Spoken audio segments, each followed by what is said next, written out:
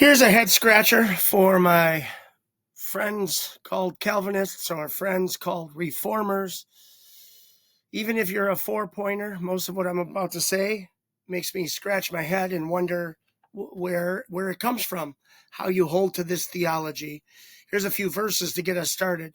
Well, I'll ask the head scratcher right off the bat. The head scratcher is, if each man is repaid according to what they do, according to their deeds or their works here on earth, how, according to Calvinism or the Reformed, is any man repaid?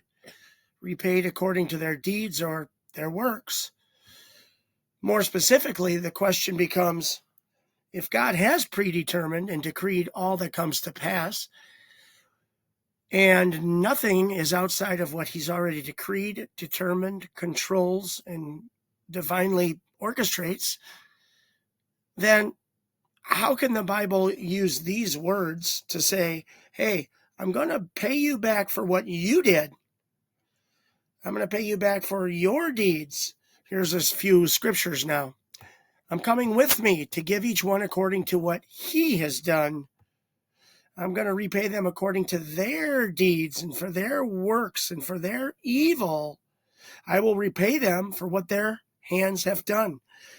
How come, if Calvinism's true and if God has decreed everything, how come one of these important verses about being repaid for our actions, our thoughts, our deeds, our works here on earth, these are unbelievers, by the way, this is unbelieving scripture, how come there's not one of these verses that says, well, God has predetermined what you would do, and some of those things end up under the sin or works that don't please or honor or glorify God.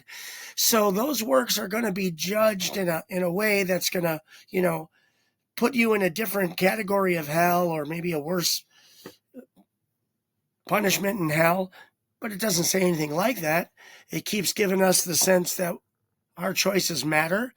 What we do matters. For the Christian, they read this and they use these scriptures to tell unbelievers, look, you can never do anything that's declared as righteous or good or God-honoring until you have Jesus on your account. And here's what happens to the people that don't have Jesus on their account. And then on the flip side, the born-again believer would go to the scriptures that say the same thing, but it's for the believer. And you're going to be judged according to your works. First, for example, 1 Corinthians 3, 8 through 17. Our works are burned up. Our deeds are either burned up as wood, hay, stubble, or they remain like refined by fire. Okay, here's some more. God will bring everything into judgment. The Lord searches the heart, and he rewards a man according to his way by the deeds we commit, the deeds and what they deserve. So again, the head scratcher is, if men are going to be brought or held to an account and their deeds, the books will be open, the book of works will be open, and deeds will be judged or looked at, whether good or evil, how do the Calvinists square this circle? God's actually determined everything, since we are secondary causes and third-dairy causes for other people, and God has predetermined all of those things so that all the dominoes will fall correctly, according to Calvinism.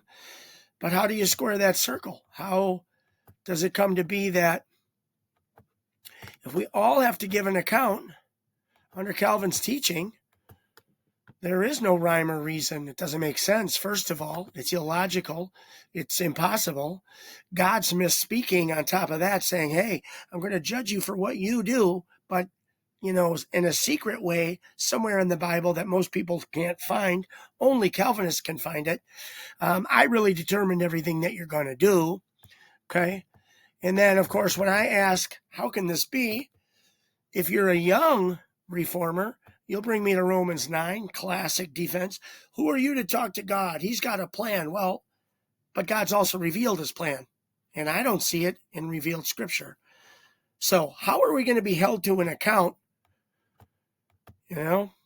If the unbeliever has to give an account of what he's done, why does a human have to give an account of what he's done if technically God's decreed it and God's done it and God's controlled it? Head scratchers abound.